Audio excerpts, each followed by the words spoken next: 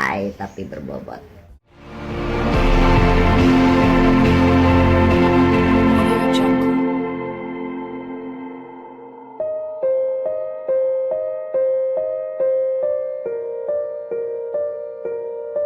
Audio Jungle.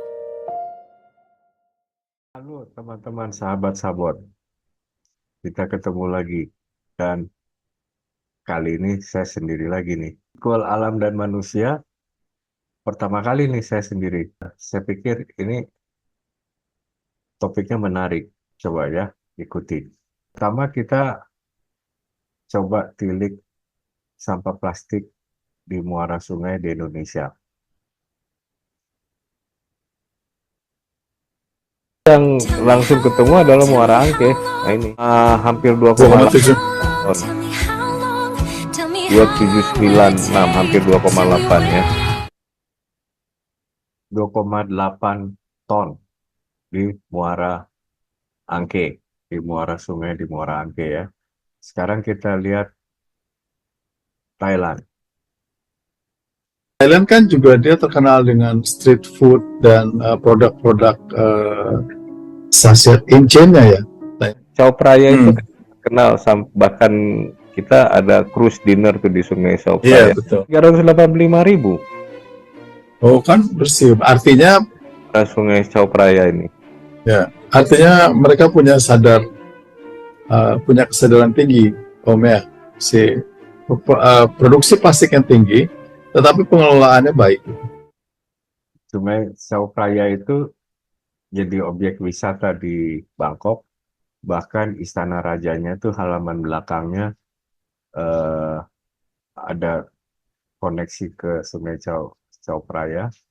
Dan saya pernah lihat perahu-perahu kapal lah ya, kapal kayu untuk kerajaan itu bisa berlayar jadi ada pelabuhannya di Sungai Chao Phraya. Dia cuman hitungan ratus ribu dibanding dengan Muara Angke yang 2,8 ton ya. Jadi bersih, mereka bisa mengelola sampah plastik dengan baik di Thailand. Sekarang kita lihat ada beberapa negara punya proyek mercusuar. Sebetulnya ada yang memang proyek strategis, ada yang benar-benar mercusuar. Pertama kita lihat India. India itu bikin Statue of Unity, patung tertinggi di dunia. Lihat, ini pernah dikunjungi oleh Bill Gates. Perbandingannya orang jalan di sini. Dia 54 meter lebih tinggi dari Spring Temple Buddha yang dulu Spring Temple Buddha di Henan, China ini yang paling tinggi. Sekarang India nyaingin. Figurnya seorang pejuang kemerdekaan dan seorang negarawan dari India yang namanya Vallabhbhai Patel. Antara 1875 sampai 1950, Pak Patel ini menjadi Deputi Perdana Menteri dan Menteri Dalam Negeri pertama. Proyek ini diinisiasi 2013 oleh Perdana Menteri Narendra Modi. Sekarang sudah jadi dan kita tinjau sampah plastiknya. Kalau ikuti tayangan 36, India dibanding dengan Bangladesh yang negara tertinggal, Bangladesh itu jauh lebih bersih karena Bangladesh sudah ban plastik bag sejak tahun 2020-an. India itu kontribusi terhadap sampah plastik ke laut, marine debris, itu sekarang nomor 2 terbesar di dunia. Indonesia turun jadi nomor 5 ya. Proyeknya India, menurut teman-teman, strategis atau mercusuar?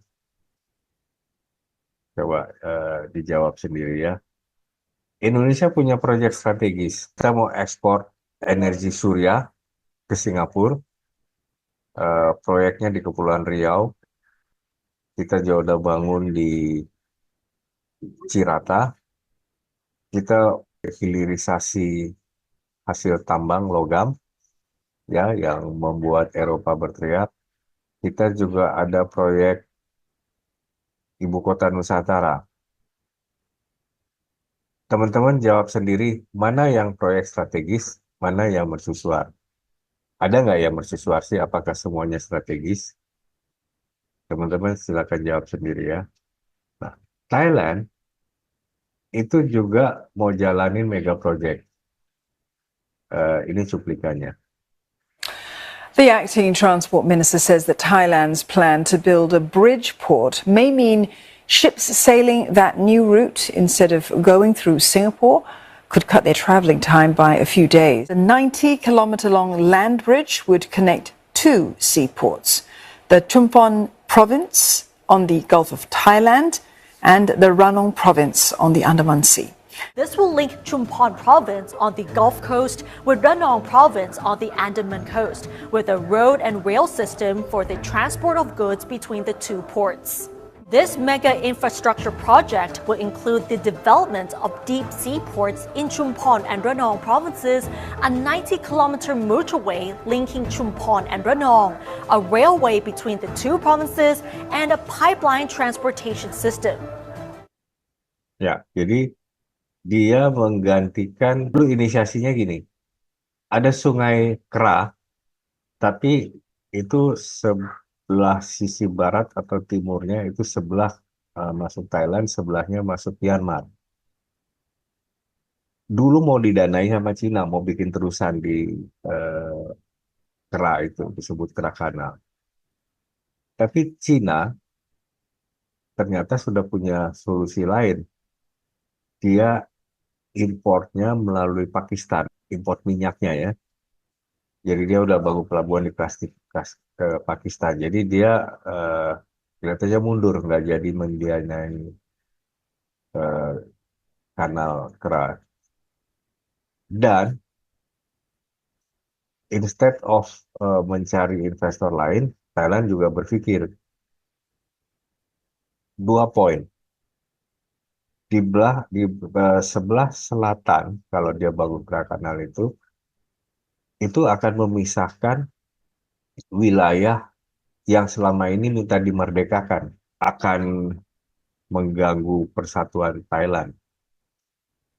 Aspek tapi yang paling penting adalah ini, jumlah penduduk desa yang harus direlokasi banyak, dan perkebunan, bukit bebatuan alam yang menjadi hutan lindung, itu hutan lindung satu ini dengan di sebelah selatannya yang terkenal tuh di Thailand, itu gugusan pulau-pulau yang bagian dari Ring of Fire ya. Dia menyatu dan dia sebetulnya satu gugusan sampai ke utaranya Aceh. Saya udah lihat itu memang Ring of Fire, gunung-gunung berapi semua, tapi itu indah dan itu hutan alam. Jadi dia pikir dia nggak mau merusak itu, makanya dia ganti proyeknya menjadi. The acting transport minister says that Thailand's plan to build a bridge port may mean Bridgeport ya. Jadi Bridgeport itu antara dua provinsi, dia hubungkan dengan jalan raya hampir 1000 km, kereta api, jaluran pipa gas. Jadi dia bangun dua pelabuhan. Ini sih menurut saya strategis. Kenapa? Singapura teriak kalau ini jalan. Jadi bukan kanal untuk menggantikan Selat Malaka, tapi kreatif nih. 90-kilometre long land bridge would connect two seaports. Ya, pelabuhan Chumpon di Teluk Siam ya, dulu sebutnya Teluk Siam. Dan pelabuhan Ranong itu ke Samudra Hindia. Jadi cukup ini kapal-kapalnya menurunkan barang di sini, diangkut dengan jalur kereta api dan jalur jalan raya, jalan tol ya, sampai ke pelabuhan. Di sini udah ada pelabuhan lagi, bisa nerusin. Selat Malaka akan sepi. Jadi ini udah pasti proyek strategis. Dan pertimbangannya yaitu dia tidak mau merusak hutan alam. Jadi kesimpulannya dari India, Indonesia, dan Thailand tadi, mana sih yang paling memikirkan sustainability? keberlangsungan hidup, keberlangsungan generasi di bawah kita. Ingat tayangan renewable energy, bedanya renewable dengan sustainable. Renewable itu adalah kalau sumber dayanya tergantikan dalam kurun waktu satu siklus umur manusia. Sustainable itu kalau apapun sumber daya yang kita pakai tidak akan merugikan sampai sekian keturunan, sekian generasi di bawah kita. Jadi kalau Thailand mempertimbangkan dia nggak mau merusak hutan alam dan bebatuan alam di Taman Nasional yang di seberangnya pantai apa itu yang terkenal, Pattaya, pokoknya pantai Pattaya. Dia mau mempertahankan alam di situ, berarti dia berpikir sustainability. Itu yang kita bisa share, teman-teman. Silakan simpulkan sendiri. Nah, Indonesia punya banyak proyek juga, termasuk gizi, ya, untuk memperbaiki gizi anak-anak sekolah, makanan gratis. Oke, that's good. Katanya udah ada survei di Amerika, anak-anak yang dikasih makanan gratis bergizi di sekolah berprestasi lebih baik. Tapi satu aspek, sustainability balik lagi, soal sampah plastik. Hindari kemasan-kemasan makanan plastik, mbok diganti gitu ya, dengan yang lebih recyclable, atau apa tuh, saya dengar di salah satu tayangan bilang piring-piring logam yang bisa dicetak dengan mudah itu di fasilitasnya PT PAL dan PT Pindad itu bisa digunakan. Jadi balik lagi, dunia ini lagi masalah sama sampah plastik. Sampai PBB sudah menyiapkan plastik treaty. Mungkin 1 tahun lagi semua negara anggota PBB harus tanda tangan plastik treaty itu. Jadi banyak dampak. Oke, kita punya inisiatif bagus, tapi mohon dipikirkan aspek sustainability-nya dan dampak lingkungannya. Begitu yang saya bisa share, teman-teman. Kita ketemu lagi. Tayangan berikutnya Alam dan Manusia yang juga menarik. Itu kita akan bahas bersama bintang tamu. Dan rencananya ada Freddy juga. Sampai ketemu, teman-teman. Santai tapi berbobot.